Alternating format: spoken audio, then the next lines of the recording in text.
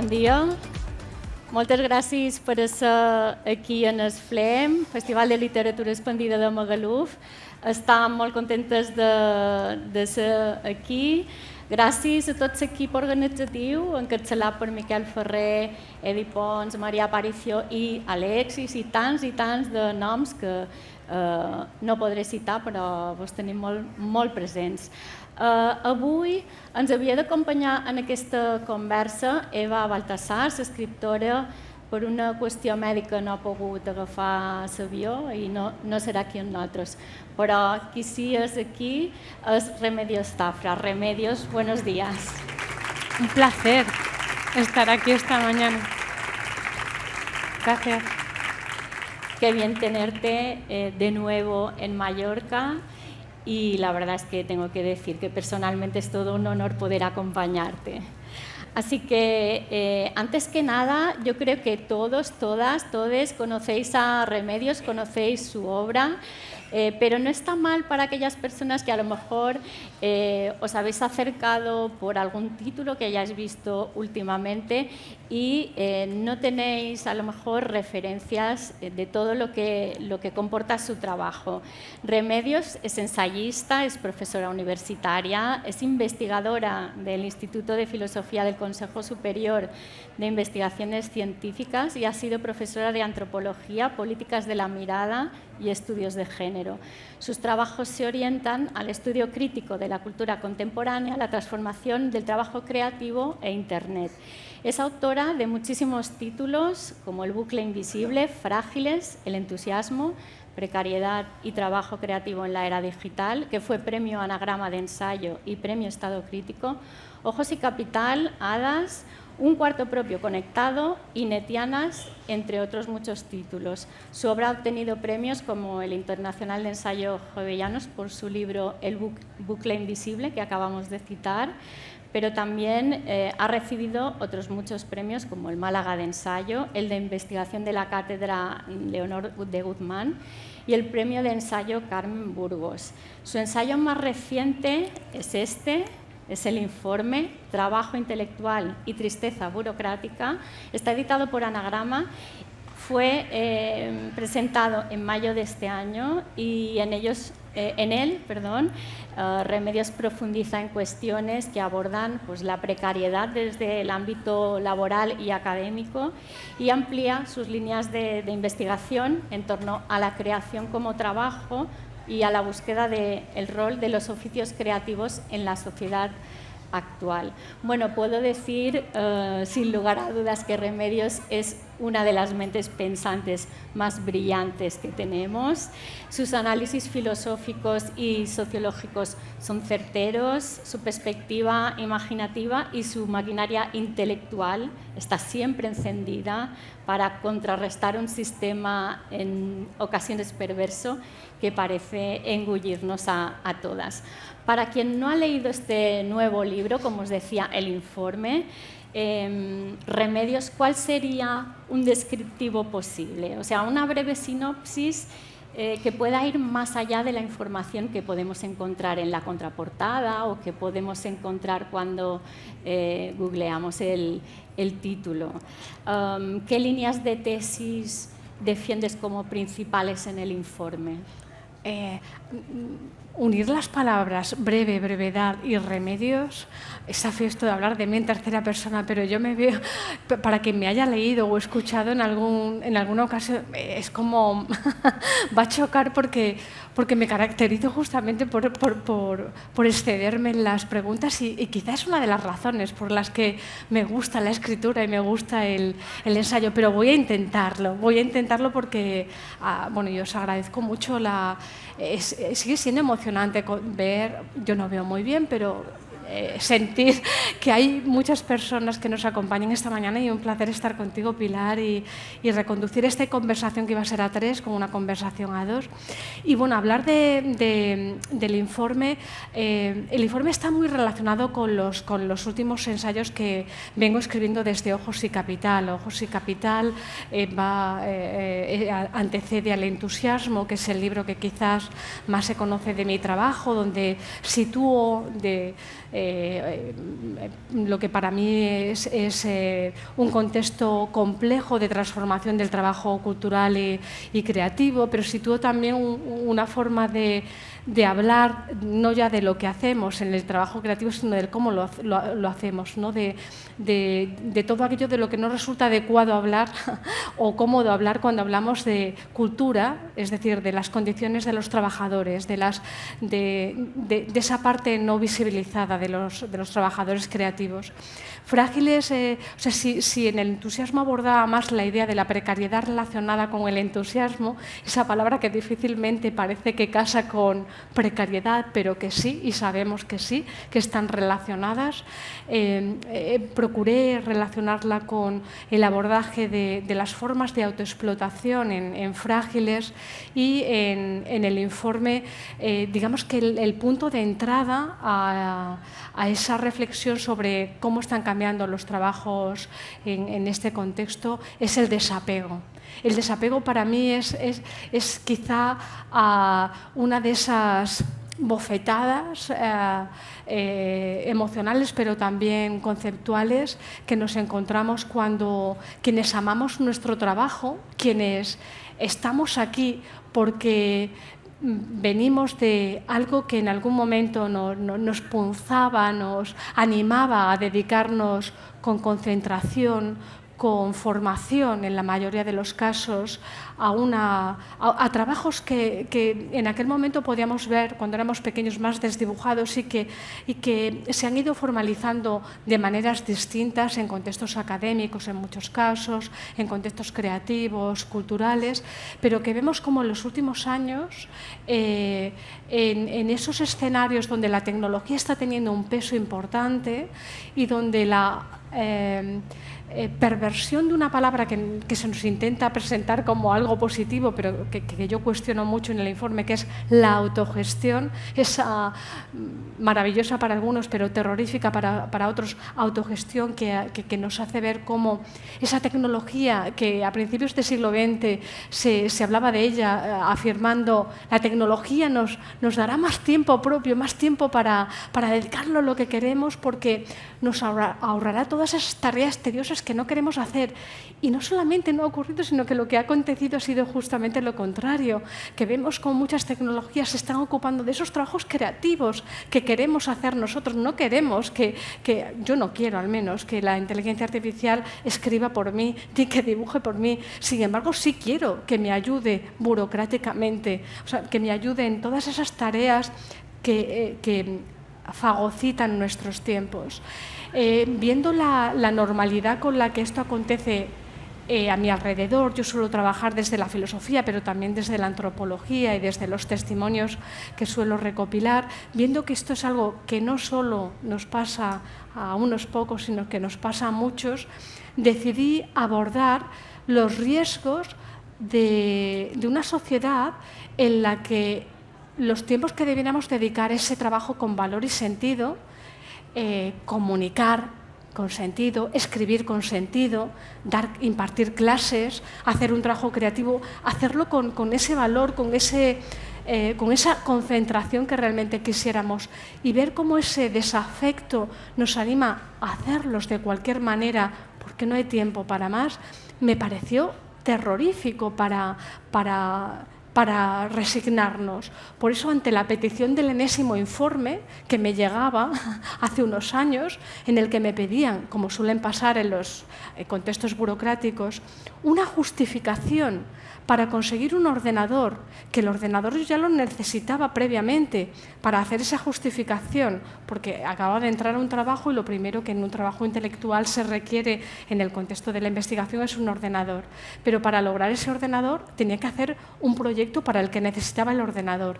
Y en esa pregunta de que si era antes el huevo o la gallina, andábamos hablando, mi interlocutora, que estaba igualmente saturada de trabajo administrativo, y yo preguntándonos qué sentido tenía perder tiempo en algo cuando yo debiera estar ya investigando, ocupada en lo que se me exige y en lo que yo quiero hacer bien. pensé que no merecía un informe como esa mujer me estaba pidiendo, sino que lo que merecía era un libro, desplegar la irracionalidad de ese informe desde las contradicciones que eso supone y compartir esas contradicciones en un libro que nos permitiera comprender qué está pasando a través de, en este caso, de lo biográfico. Yo entiendo que de lo biográfico se puede llegar a lo cultural, y aquí está parte de mi biografía, pero parte también de la biografía de quienes tenían situaciones muy parecidas, porque los testimonios que en los 4 últimos años he ido recibiendo no es baladí que aparezcan expresiones como violencia administrativa o violencia burocrática o dolor o tristeza administrativa. Cuando esto pase, cuando ves que esto nos está dañando, tenemos la obligación de no resignarnos, de no limitarlo a un mero desahogo que tú y yo tenemos y dejarlo igual. No, hay que generar artefactos simbólicos, sean libros, entrevistas, conferencias, peticiones, quejas a nuestros interlocutores, a los políticos, a los responsables, de transformar algo que es transformable y mejorable. Y eso es el punto de partida. Bueno, hablabas... Brevemente. Como habéis podido... Bueno, todas y todos hemos venido a escucharla, por tanto nos parece fenomenal que seas lo breve que quieras o lo extensa que quieras. Bueno, hablabas de cuestiones autobiográficas, podríamos decir, y voy también a esta cuestión. Tú has reflejado ampliamente en tu obra lo que es la precariedad, lo que significa sufrirla, porque realmente se padece y a muchos niveles. Hay una amplia franja de personas sobrecualificadas, con mucha formación, que no tienen trabajo, o si lo tienen no les garantiza la subsistencia, personas que el sistema centrifuga y que despide, y además somete a una gran presión económica, social, por supuesto personal. ¿Se puede abordar la precariedad sin haberla sufrido? ¿Crees que hay ese componente biográfico, autobiográfico y también generacional en tu obra? Sí, yo creo que tenemos la obligación de tratar la precariedad desde todos los frentes, y que no hay que deslegitimar a nadie que hable de la precariedad, pero sí es cierto que debemos dar una centralidad y poner foco en quienes sufren esa precariedad. No obstante, yo desde el entusiasmo abordo la precariedad desde distintos puntos de vista, porque quizá la más llamativa y la que podemos poner también en el punto de mira es la precariedad laboral, la precariedad que habla de una normalización de una inestabilidad laboral apoyada en la temporalidad, apoyada en la infravaloración y devaluación de los trabajos, en gran medida también en los contextos culturales, creativos y académicos, donde es fácil abusar de ese entusiasmo que caracteriza a gran parte de esos trabajadores cualificados y con expectativas, porque se puede instrumentalizar ese entusiasmo convirtiéndolo en precariedad, haciéndoles ver que eres tan entusiasta que casi es que no se puede dejar de abusar de ti porque tienes esa voluntad de querer hacerlo todo, de querer participar, colaborar, contribuir, y viendo además que es un contexto en el que somos muchos, son muchas las personas que están en esa situación, se genera ese elemento añadido de competitividad que se suma a la hiperproductividad, que es el contexto, es el escenario idóneo para esa racionalidad económica del neoliberalismo, que saca mayor beneficio con menor inversión, pagando con capital simbólico, a veces con visibilidad, con certificados, con aplauso, con un reconocimiento que sigue contribuyendo a mantener, que sigue contribuyendo o que participa en ese mantenimiento de los trabajos creativos como trabajos no siempre considerados empleos. Pero tú me preguntabas por lo biográfico y te quería contestar. Para mí, lo precario tiene que ver no solamente con lo laboral, sino que tiene que ver con la vida. De hecho, me parece que la precariedad es una de esas palabras de época que definirían lo que estamos viviendo en los 20 últimos años. Casi como lo que más desapercibido nos pasa porque se ha normalizado en lo descartable, en la manera en la que hacemos, se nos anima a hacer cosas de forma precipitada, con categorías como la aceleración y el exceso como señas de identidad de un tipo de trabajo donde el placer ya no está en hacer las cosas bien o en el proceso, sino que el placer está en el resoplido final de decir, uff, por fin he terminado esto. Y cuando decimos, uff, por fin lo he terminado, eso es precario. Ese trabajo que hemos hecho es precario porque es un hacer por hacer. Y por tanto hay una precariedad que caracteriza esas obras, proyectos, productos que hoy proliferan, marcadas por la presión de la celeridad, de la prisa y de la saturación, de un exceso de iluminación, de focos, y por otra parte también esa precariedad vital que tiene que ver con lo que yo denomino vidas-trabajo, en los que hemos dejado de sentir que tenemos control sobre los tiempos de vida. En mi caso, a nivel biográfico, yo he pasado por todas ellas. He pasado por esa precariedad laboral y por esa precariedad de la temporalidad, y de hecho cuando escribí El entusiasmo lo escribí poniéndome en esa situación de qué hubiera pasado si no hubiera obtenido ese trabajo que a mí me daba estabilidad, y haciéndolo conversar con la precariedad normalizada de muchos de mis compañeros y de la mayoría de mis estudiantes. Pero me parece que es un concepto que debemos también ampliar como ese término que permite entender diría la enfermedad de una época, la enfermedad de cosas que nos están haciendo sufrir y que nos están haciendo daño, sobre todo a nivel vital. Bueno, El entusiasmo, yo creo que muchos y muchas lo conocéis, pero es este libro, Precariedad y trabajo creativo en la era digital. En él Remedios analizaba, pues, bueno, como nos acaba de comentar, ¿no?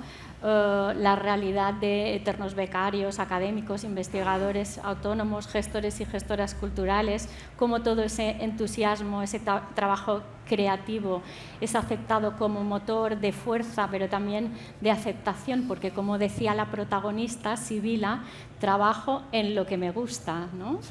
Esos análisis nos hacen más conscientes, pero esa conciencia, Remedios, ¿crees que es o puede ser un primer paso para ir revirtiendo un sistema, o la fuerza de transformación de estas lógicas del tecnocapitalismo es tan grande que difícilmente vamos a poder contrarrestarla siendo conscientes, o quizá también interesa fomentar la idea de que no hay solución a todos estos retos de presente? Bueno, son como tres preguntas en una. Sí, yo creo que la conciencia es una cuestión que aparece de manera reiterada y atraviesa, yo creo que casi todos mis libros, porque pienso que es el punto de partida, el punto de inflexión, mejor dicho, de una transformación, tanto individual como social, y posiblemente no sea suficiente. Nadie cambia su vida, ni una sociedad cambia el mundo o cambia su contexto simplemente tomando conciencia, pero sin ella no se hace. Es decir, no es suficiente, pero es imprescindible. Y es imprescindible para hacerlo con sentido, porque a menudo asumimos las cuestiones que otros proponen como importantes sin entenderlas del todo. Y pienso, por ejemplo, en cómo lo que tiene que ver con políticas de igualdad, hay muchas personas que en los contextos, pienso en los contextos académicos, las asumen sin haberlas interiorizado, o sea, sin haberse detenido a pensar realmente por qué es importante, por qué necesitamos hablar de igualdad.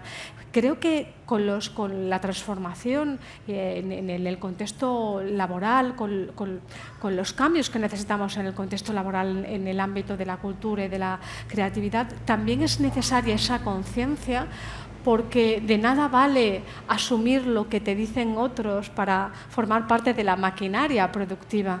Es desde esa conciencia que viene del extrañamiento, y diría que esto está en la base de todo el trabajo educativo que hacemos en los contextos intelectuales y artísticos.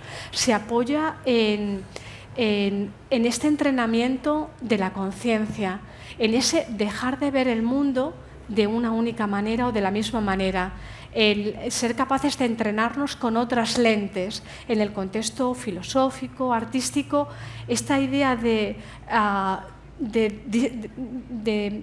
dar unos pasos hacia atrás o cambiar la perspectiva y de pronto mirar lo que siempre hemos visto preguntándonos, ¿pero esto siempre estuvo aquí? Esta persona que está en la puerta de un edificio público y que está pidiendo dinero, ¿esta persona siempre estuvo aquí? O sea, esta idea de no naturalizar lo que nos viene dado, sino ver el mundo de otra manera, implica un extrañamiento que es el que opera como interruptor de conciencia.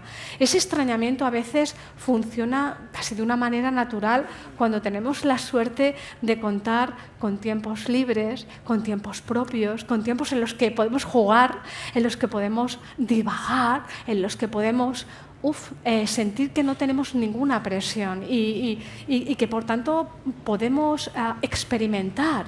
Pero esto cada vez está más torpedeado por la forma de vida y de trabajo que tenemos.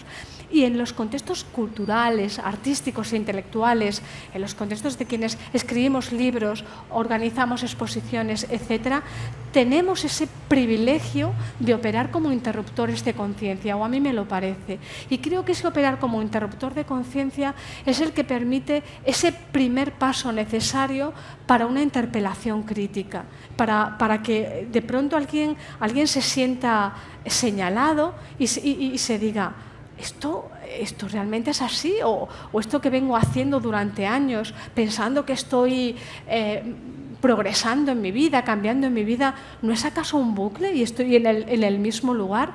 Esta conciencia es perturbadora y es quizá una de las cosas que a mí más en los últimos años más pupa me hace.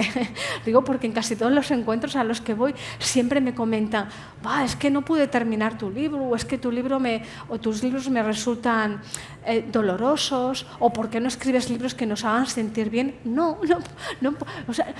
Bueno, hay muchas personas que escriben libros que nos hagan sentir bien y también hay que leerlos, pero no dejemos de leer los que nos perturban, porque son los que animan a esa conciencia necesaria para la autoconciencia, para de pronto vernos a nosotras en el mundo, y para esos pasos siguientes de transformación por los que me preguntabas, que pueden ser muchos, diversos, y tenemos que experimentarlos y equivocarnos en ellos.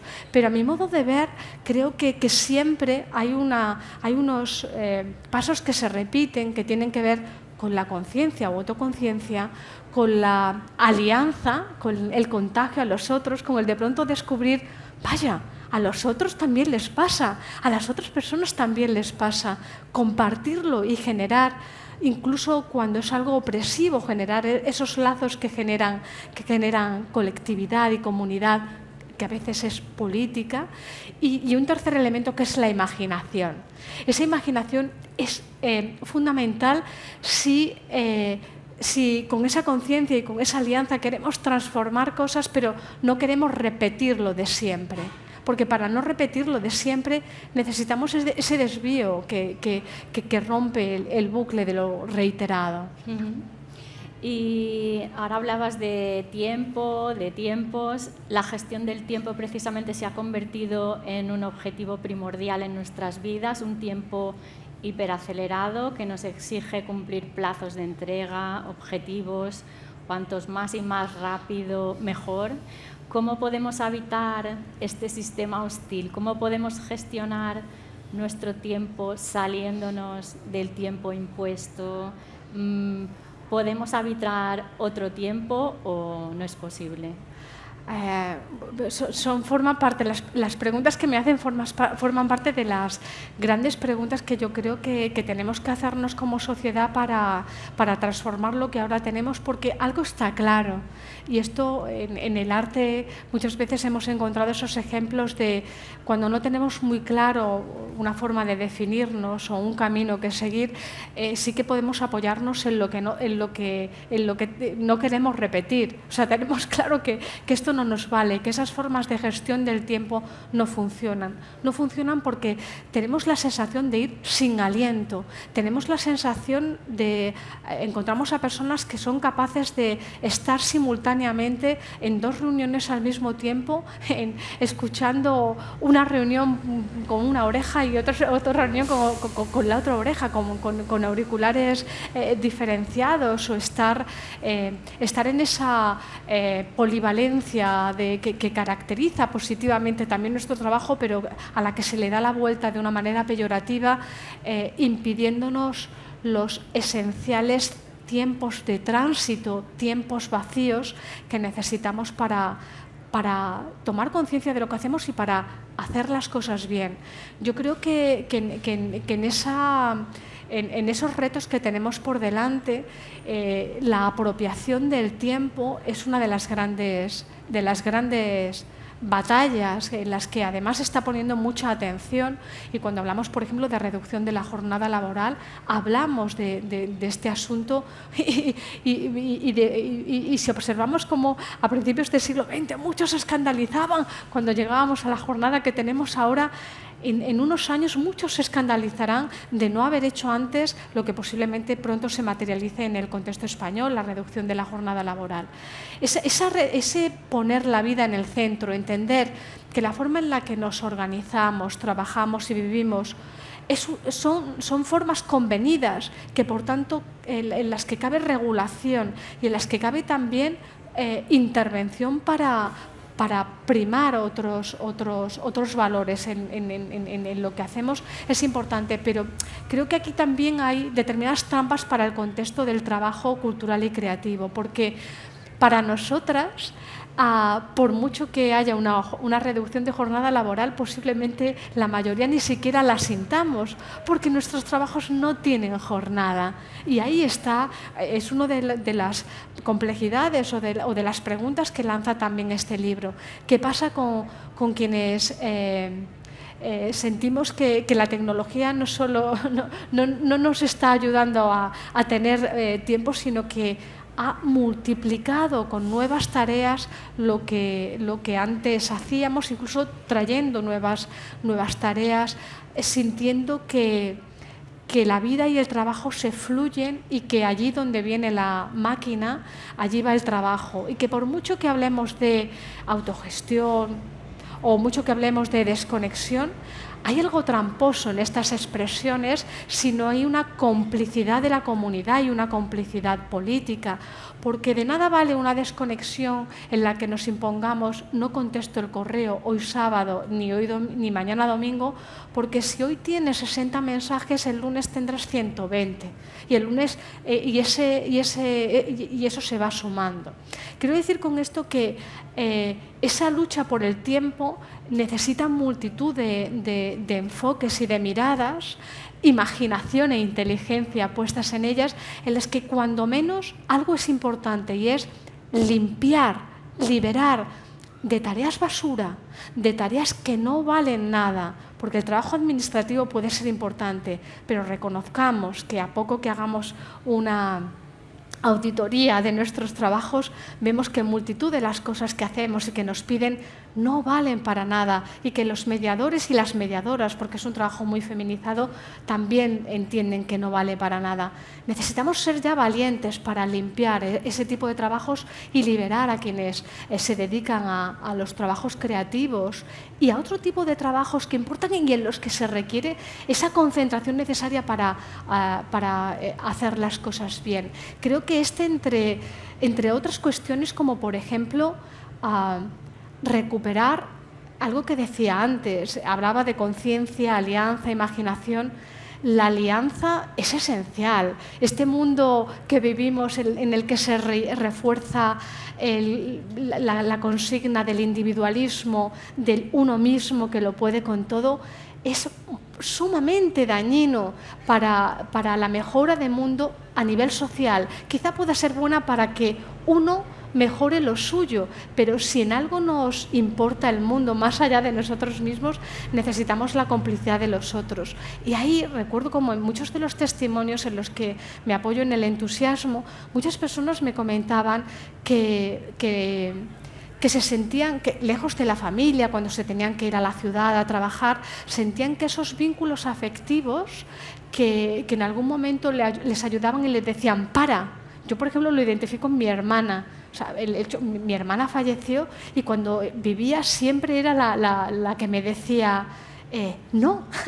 Cuando yo no era capaz de hacerlo, ella me lo decía. O amigas, ahora les pido a algunas amigas cercanas que hagan de hermana y amigos que hagan de hermana y les digo que yo quiero hacerlo con ellos también. O sea, crear esos lazos para ayudar a liberarnos de tiempo, porque una cuestión perversa en este entramado es que ese problema en la forma de habitar el tiempo habla de un contexto de iguales que nos saturamos unos a otros. Es ya muy difícil, no siempre ya es fácil identificar esa idea de los jefes que saturan de trabajo a los empleados. Ahora, y sobre todo en el contexto cultural, hablamos de un entramado de lazos e hilos donde somos muy productivas e implicamos mucho a otras personas. Y ahí esa nueva red de vínculos, yo le llamo red de cuidados, o sea, una red de cuidados en la que, llevada al trabajo para establecer otros tratos y para evidenciar que esa alianza no es solamente una alianza reivindicativa, sino también una alianza afectiva, una alianza incluso moral, de sentir que me importas y que yo te importo, de que quienes están aquí nos importan y que por tanto tenemos que cuidarnos entre nosotros. Creo que en conjunto esas distintas pinceladas tienen que ver con algunos de las líneas de abordaje de esa forma de apropiarnos del tiempo. Remedios, voy a otra cuestión. En tu obra la perspectiva de género está siempre presente. Voy a citar al economista británico Guy Standing, que en 2013 definía como una nueva clase social al precariado, más allá de que sea una situación temporal.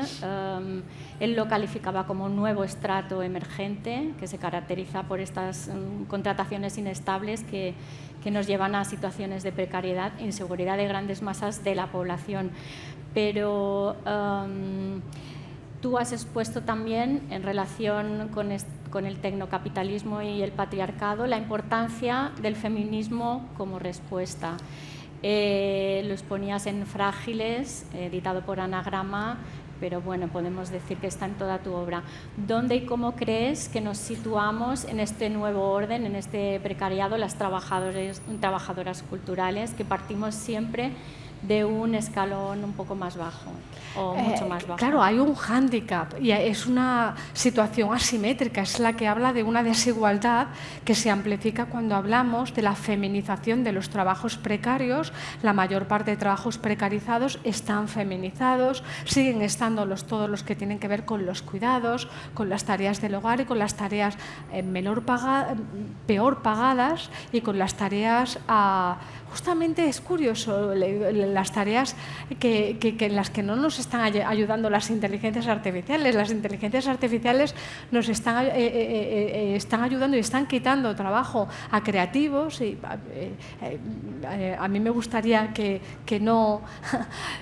una inteligencia artificial no me impidiera escribir. Yo quiero escribir, no quiero que la inteligencia artificial escriba, o quiero dibujar, o quiero... Ese tipo de trabajos son los primeros que están desarrollando las inteligencias artificiales. Sin embargo, no se están ocupando de esos trabajos tediosos que tienen que ver con trabajos más mecánicos y más que mediamos por la tecnología, pero que todavía siguen haciendo personas precarias, mal pagadas normalmente, mujeres, y tampoco están ayudando en los trabajos físicos, manuales, en los que sigue habiendo mano de obra barata, feminizada, de la que abusar. Pero sumado a esa precarización, a esa feminización de la precariedad a un nivel general laboral, cuando hablamos de trabajos culturales también hay una feminización precaria. Las mujeres que se han incorporado en las últimas décadas a los trabajos culturales y creativos lo han hecho hecho paralelamente a la precarización de muchos de estos trabajos, sometidos a una mayor temporalidad y a unos sueldos menores que otro tipo de trabajos que sí que sí que responden a esa lógica de una mayor retribución, mayor prestigio, una masculinización.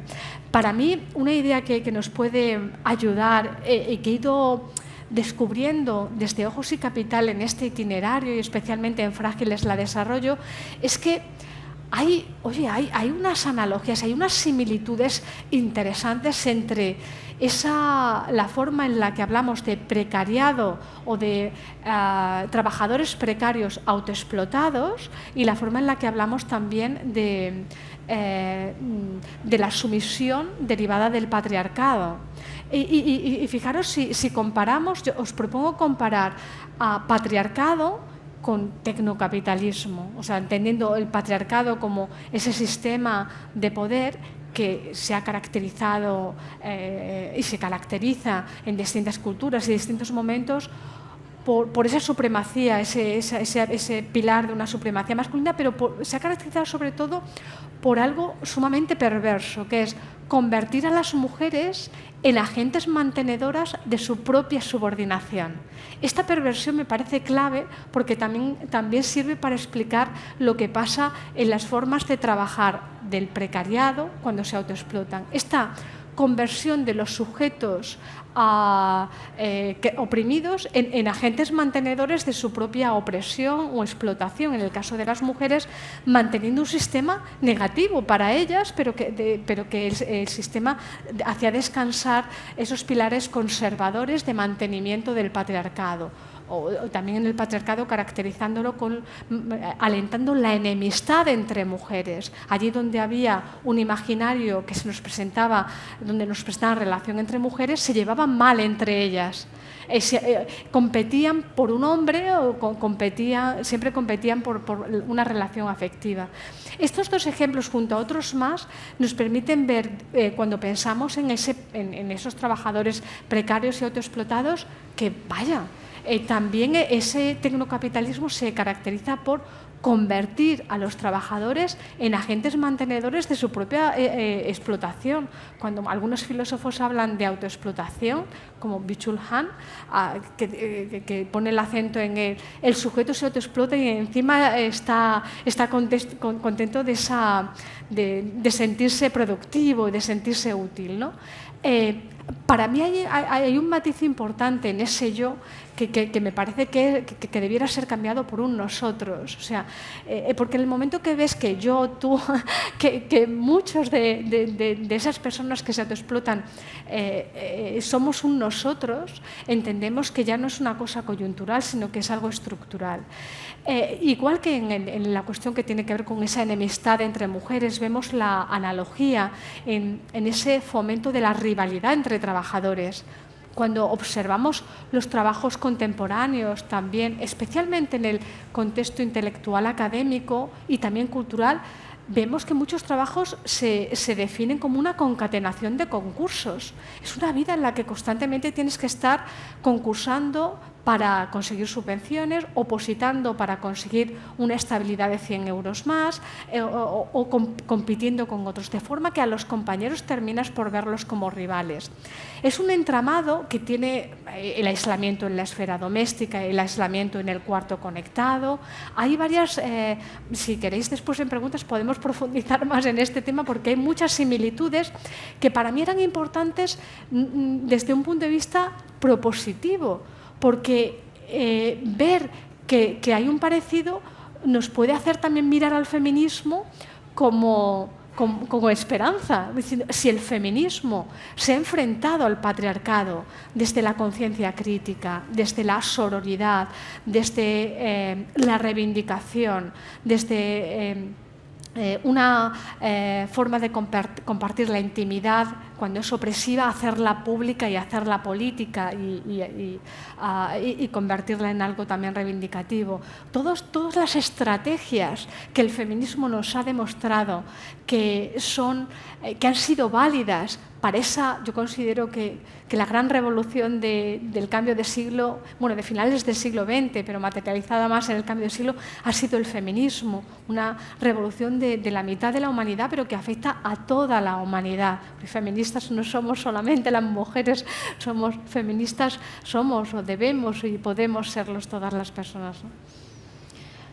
Remedios, nos queda una última pregunta y 5 minutitos más o menos. Está claro que para vivir y trabajar debemos generar nuevas narrativas. Tú hablabas ahora de relatos en los que las mujeres aparecen siempre enfrentadas, siempre compitiendo, pero podemos transformar nuestro entorno generando esas nuevas narrativas. ¿Qué papel juega en todo este proceso transformador la cultura, el arte? Es un refugio, nos ayudará a construir otras vidas posibles, es un territorio de construcción de libertad para imaginar futuros. Es una pregunta muy amplia, tenemos poco tiempo, pero seguro que podrás hacer un esfuerzo de síntesis Voy a intentarlo, sí. antes de que nos leas un pequeño fragmento y pasar, por supuesto, al turno de preguntas por si le queréis hacer alguna a Remedios.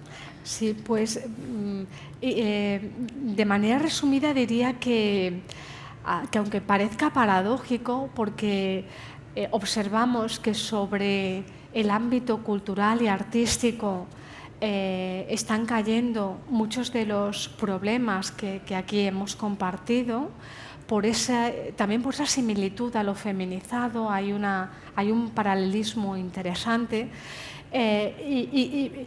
Pero justamente eso también nos puede dar la clave de que no es baladí que se intente devaluar o que se intente despreciar el trabajo cultural como eso que aparece al final de la lista. Últimamente, en los últimos años, desde la pandemia, tenemos, yo creo que la mayoría, una imagen de lista de cosas que salvamos yo sufrí muchísimo cuando muchas personas ponían la cultura en el último lugar, porque seguramente que muchas de las personas que estéis aquí, y yo me incluyo entre ellas, podríamos afirmar rotundamente que la cultura nos ha salvado. O sea, ¿cuántas veces un libro no nos ha salvado? Un poema. ¿Cuántas veces a punto de tirar la toalla, de decir, dejo este trabajo, cambio de vida o entiendo que no puedo seguir más con una lucha que a veces te hace venirte abajo, y de pronto ese poema, esa obra de teatro nos recuerda lo que nos trajo aquí. Esto es verdad que lo vivimos con intensidad quienes nos dedicamos a ello, pero yo creo que también hay personas que sin dedicarse a la cultura lo han sentido en algún momento y son las que siguen yendo al teatro, al cine, siguen comprando libros, leyendo libros, porque saben que eso difícilmente narrable habita ahí, que eso difícilmente narrable que nos reconcilia con el sentido vital, con esa pregunta de qué sentido tiene la vida, de qué sentido tiene el que tengamos como humanos estas capacidades, de pronto lo encontramos en la cultura. Y termino ya queriendo ser breve hay un ejemplo que quiero compartir de una mujer que hace un tiempo, en la presentación de la película de María Lejarraga, yo pedí a las personas que asistían si podían compartirme testimonios relacionados con la precariedad de la salud mental. Y una mujer que se acercó a mí me comentó su testimonio, no ya en la primera parte de la precariedad de la salud mental, sino en la segunda parte, porque realmente lo que venía a decirme es que la cultura le había servido para enmendar, curar, resolver, empezar a encauzar esos problemas derivados de la precariedad de la salud mental, porque la cultura había llegado a través de una amiga que llega y le invita a un club de lectura, de ese club de lectura a una asociación de vecinos, de esa asociación de vecinos empiezan a ir al teatro, de ahí empiezan a intercambiar, de pronto empiezan a orientar su tiempo a la cultura, tanto a nivel individual como a nivel colectivo, compartido. Yo creo que es una metáfora potente de ese valor simbólico y transformador que tiene, pero también de ese valor de costura comunitaria que tiene la cultura. Bueno, pues antes de cederos el turno de palabra, Remedios nos va a leer un pequeño fragmento de su último libro, El Informe, cuando quieras.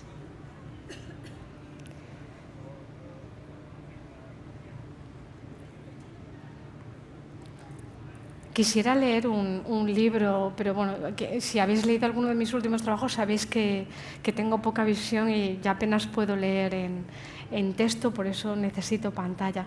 Os voy a leer un fragmento del informe que se llama, un capítulo muy breve que se llama El tiempo, entierro en Holland Park. Pensé que otros estaban así, como yo, viviendo sin saber tener vida, que acelerados mirando el teclado o las baldosas, cuando caminamos rápido, sin pasear, nos habrían robado los balcones con buches de paloma y todo lo que se alza y antes mirábamos pareciendo no mirar nada. Que el horizonte solo existía si algún humano se ponía en medio y pulsaba un botón para congelar su propia imagen con fondo crepuscular. Que la mesa ya no era interfaz de conversaciones pausadas y sin móvil, que todo precisaba teclas y dedos, teclas y dedos.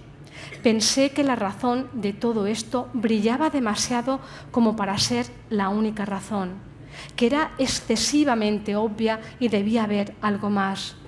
Pero de no ser la única, debía ser tenida en cuenta. Nos han matado el tiempo. Lo han dejado sangrando, aún caliente y fluyendo como sombra pegada a nuestro cuerpo. Y muerto el tiempo trabajamos y parece que vivimos, pero trabajamos y preparamos informes para trabajos, o soñamos con el trabajo, o enlatamos unos días para sentir que descansamos del trabajo, o buscábamos trabajo, pero no vivimos.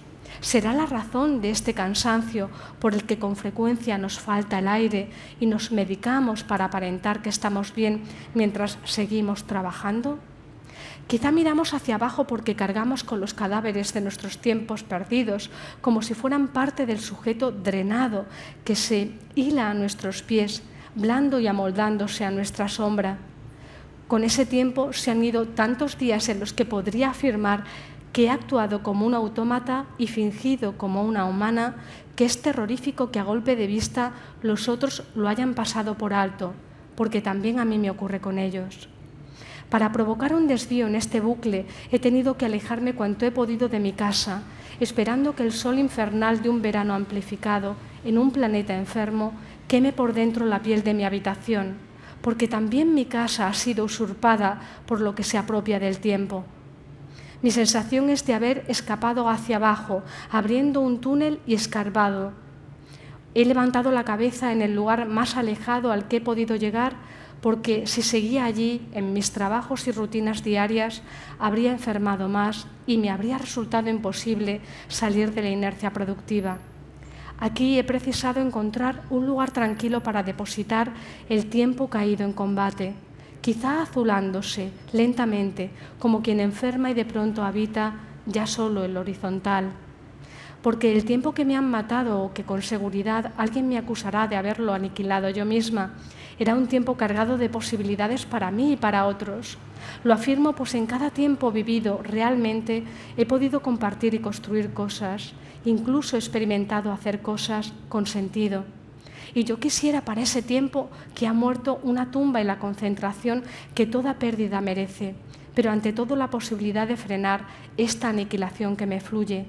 Quisiera creer que es posible recuperar mis tiempos limpios, garantizar que en lo efímero de la vida vivo, hacerlo de manera consciente, sin sortear la dificultad que supone, recuperando la pausa del rito de quien precisa despedirse y enterrar, porque en esa despedida algo termina y algo empieza.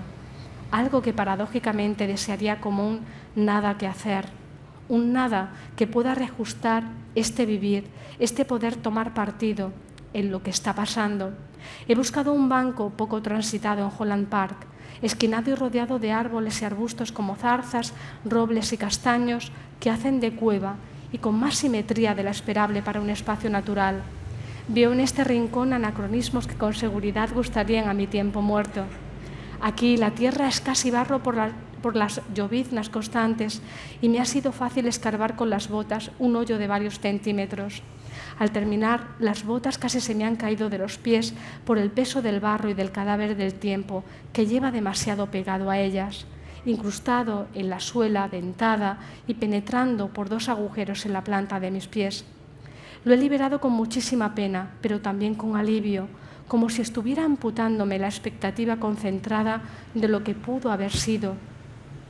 Al desprenderme de él, ha dejado de ser blando y se ha endurecido como un cadáver resignado a serlo. Pobre tiempo. Lo he depositado con camisa de agua de lluvia y lo he tapado con barro y piedrecillas. He rezado en voz baja un poema por él. Cuando he llegado a la habitación me parecía que las botas con agujeros por donde el tiempo muerto se derramaba en mi sombra ya no me pertenecían del todo y que seguir llevándolas suponía vivir en la nostalgia. He optado por meterlas en la maleta y en mi próximo viaje a Zueros llevarlas al desván de mis padres, donde guardamos la ropa y objetos de los que se han muerto, tapados con sábanas que fueron blancas y expuestos al viento de la sierra, enterradas en el aire, allí que las ventanas como agujeros de cueva siempre están abiertas. En la habitación voy descalza para poder brotar tiempos nuevos, rebeldes frente a la culpa y la presión, pero he precisado una cura complicada para alguien capaz de verse las heridas de los pies y que solo puede curar tocando con las yemas de los dedos, lamidas y sensibles con la carne propia. Bien pensado si la imposibilidad de controlar mis tiempos me ha convertido en un ser mecánico o bovino, mis pies habrían precisado las curas que los veterinarios hacen de las pezuñas de vacas u ovejas, como si la pata fuera materia no viva hasta llegar a la infección que señala lo que está dañado y supura. Porque recuperar el tiempo es solo parte visible y externa de este daño que esconde una preocupante desafección con lo que hago, con lo que hacemos, como esa infección más escondida de las patas expuestas y heridas de estos rumiantes. Y cojeamos, sintiéndonos dominados por las rutinas de un hacer por defecto. Pero ¿de qué manera una frenética vida-trabajo deja de sentirse vida? ¿De qué manera dejamos de sentirnos responsables de un hacer? Nos desvinculamos del compromiso para que ese trabajar, hacer, tenga valor y sentido para una misma y para los demás. Y no me refiero solamente al predominante valor del beneficio económico y la utilidad, sino a lo que, siendo aparentemente inútil para una vida materialista, conlleva sacudida e intensidad de espíritu, conciencia y cultura, lo que evita que una sociedad enferme y pierda el sentido, lo que casi inefable es y nos centellea, nos reconcilia con la vida. En gran medida aquí habita el trabajo con las palabras que reivindico, porque amo la vida y escribo, porque pienso en lo que supone trabajar y vivir y necesariamente disiento. Muchas gracias, Remedios. Gracias.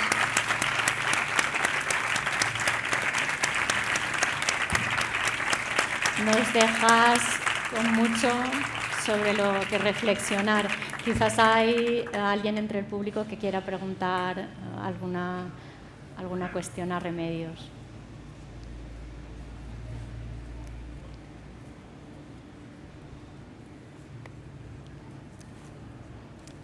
He hablado mucho, quizá.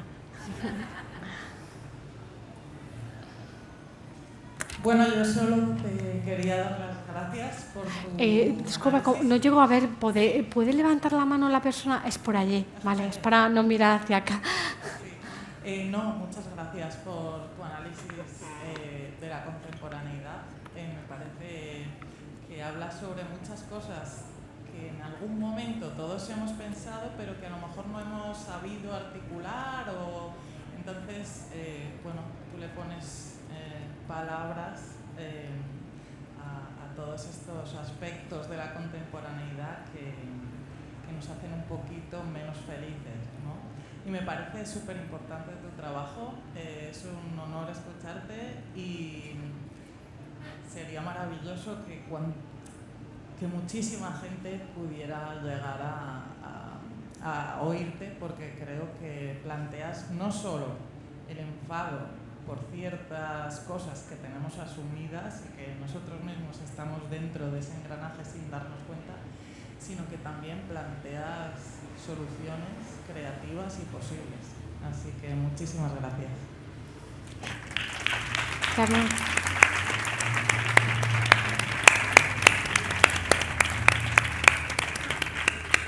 Sí, aunque no sea pregunta, no solo te lo agradezco, sino que te reagradezco el poner el foco en esa doble lectura, porque parece que bajo la tendencia de simplificar, que a veces en el mundo cultural también caemos en ella, por esas prisas del marketing, ¿no? De dame un titular o de quedarnos con una idea que después a veces se descontextualiza.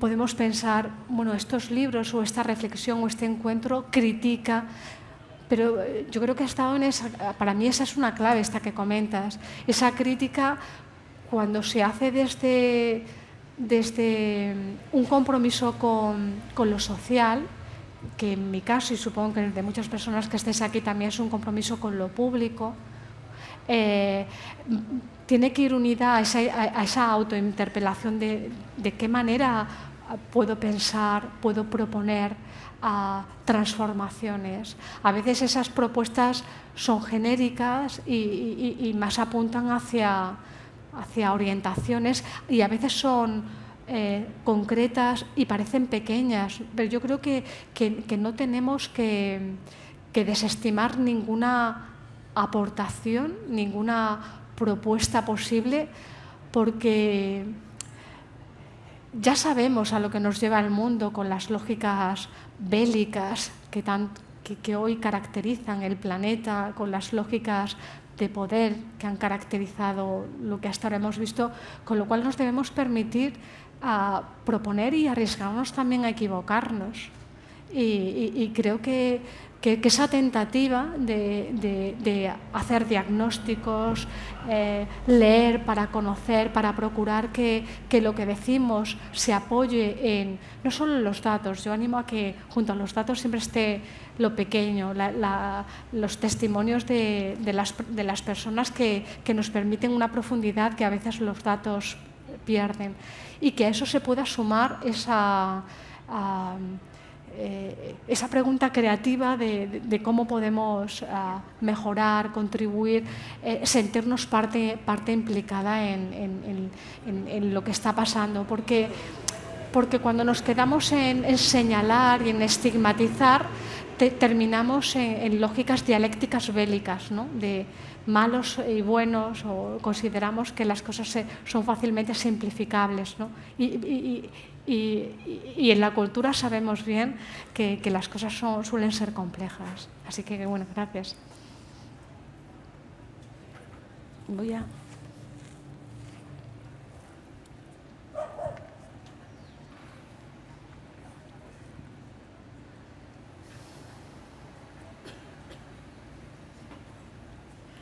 Ay, aquí sí que veo, estás aquí, ¿verdad? Muchas gracias, no te he leído todavía, pero me lo he apuntado, lo tengo pendiente. Me ha gustado mucho. A ver si soy capaz de, digamos, como de lograr hacer una pregunta clara, porque lo tengo un poco enrevesado en la cabeza, pero cuando hablamos de crear comunidades, cuando hablamos de alianzas, que para mí es clave, yo creo también, me preocupa mucho el tema de cómo tienen que ser estas comunidades, alianzas. Para mí deberían ser plurales, pero sin embargo siempre tengo la sensación de que terminamos yendo a crear comunidades, pero muy cercanas a lo que somos, y no terminamos de salir de ahí, ¿no? O sea, volvemos a crear un nuevo bucle. Y estaba pensando en eventos como este, por ejemplo, no sé. Estoy pensando, Kellys, por ejemplo, estarían por acá, nos escucharían, estarían de acuerdo, sí o no, nos necesitan, no sé si me explico, ¿no? O sea, ¿cómo podemos lograr salir de nuestro propio bucle pensando desde la cultura también? Te he entendido todo, pero tengo un completo de mermas que no veo bien y no escucho bien, llevo audífonos. Lo último, ¿has dicho Kellys? Sí, las vale, personas las que se Kellys, dedican vale, lo había a la entendido bien. limpieza. Genial. Sí, no, te agradezco mucho que lo enfoques así porque, claro, hablar de alianza es un primer paso, pero el reto está en cómo construimos esas comunidades, colectividades, esas alianzas, esas identidades, ¿no?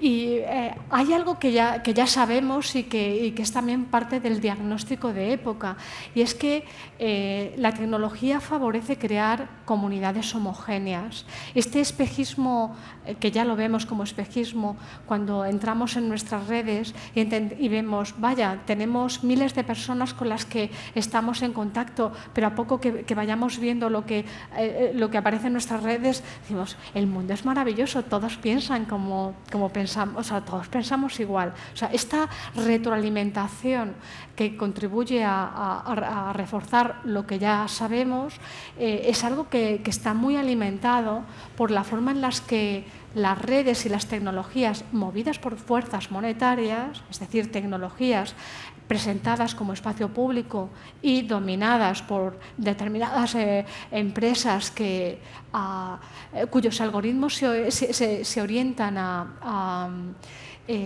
esa lectura complaciente de reforzar, estar en contacto con el que ya piensa como nosotros. Esto tiene muy poco valor dialéctico en el sentido constructivo, porque la pluralidad y la diversidad queda excluida. El riesgo de la diversidad es uno de los grandes riesgos cuando hablamos de tecnología, pero especialmente en lo que tiene que ver con la colectividad. Yo tengo la sensación de que no debemos excluir ningún tipo de alianza posible. Y si ha habido una época en la que hemos necesitado, por ejemplo, grupos de iguales para hablar de determinadas cuestiones, esos grupos más homogéneos o esos grupos de iguales no son incompatibles con grupos plurales. Y yo creo que estamos en un momento en el que necesitamos grupos plurales de conversación pausada, no de tiroteo de tweets o de tiroteo de eslóganes o no de tiroteo bélico. Es un tiroteo bélico, es una forma de repetir el mismo poder de siempre. Hay ejemplos que vienen, yo procuro llevarlo desde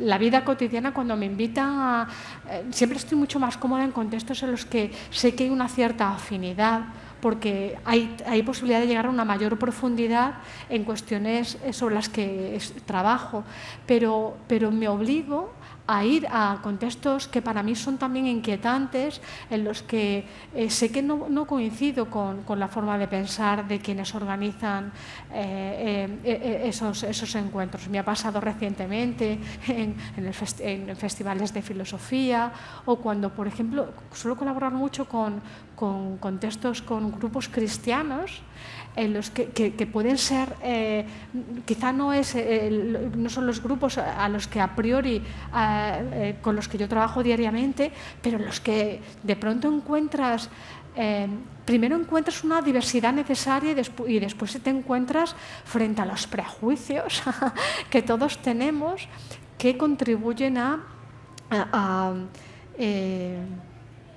generar frentes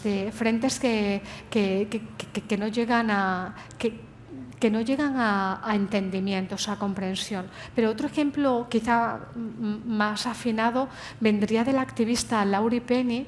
Laurie Penny es una activista que que trabaja sobre tecnología, y desde muy jovencita quería trabajar en los contextos geeks de la tecnología, del cacharreo, contextos muy masculinizados.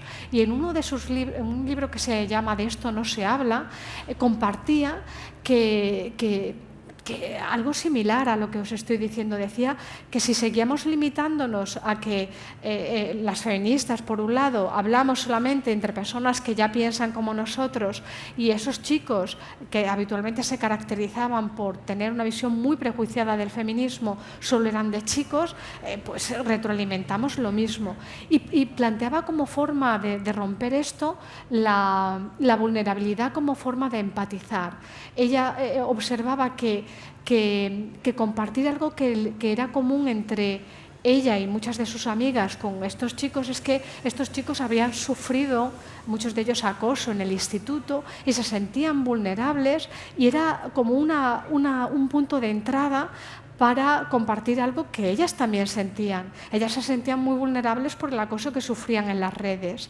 Esa vulnerabilidad es una forma de generar empatía para crear otros contextos de pluralidad. A mí me parece que como otros muchos ejemplos, debieran ser tenidos en cuenta para experimentar comunidades plurales, porque las comunidades plurales son el mundo. El mundo es plural.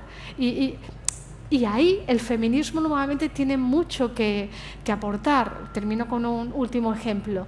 En el contexto de la pandemia era muy habitual utilizar un lenguaje bélico para referirnos al virus. Hay que matar al virus, por fin la lucha, batalla, guerra, no sé, faltaba hablar de pistolas. Era un lenguaje muy bélico, muy agresivo. Sin embargo, recuerdo, hablando con enfermeras, cómo me decían: quien tenga experiencia en los cuidados de salud, pero también en los cuidados en la casa, en los cuidados de los mayores, en los cuidados de los niños, sabe que las enfermedades es algo que normalmente con lo que hay que aprender a vivir. Difícilmente tú matas una enfermedad o terminas con ella. Hay algunas que se puede terminar con ella, pero quienes tenemos enfermedades genéticas sabemos que hay que vivir con lo que te perturba. Y esa reflexión sobre cómo las enfermeras hablaban de que era necesario cambiar esa lógica bélica por una lógica de los cuidados, en las que integrar aquello que nos daña como parte de algo con lo que hay que aprender a convivir. No quiero decir con esto que haya que aprender a resignarse, sino que hay que negociar, pero sí aprender a convivir con la diferencia.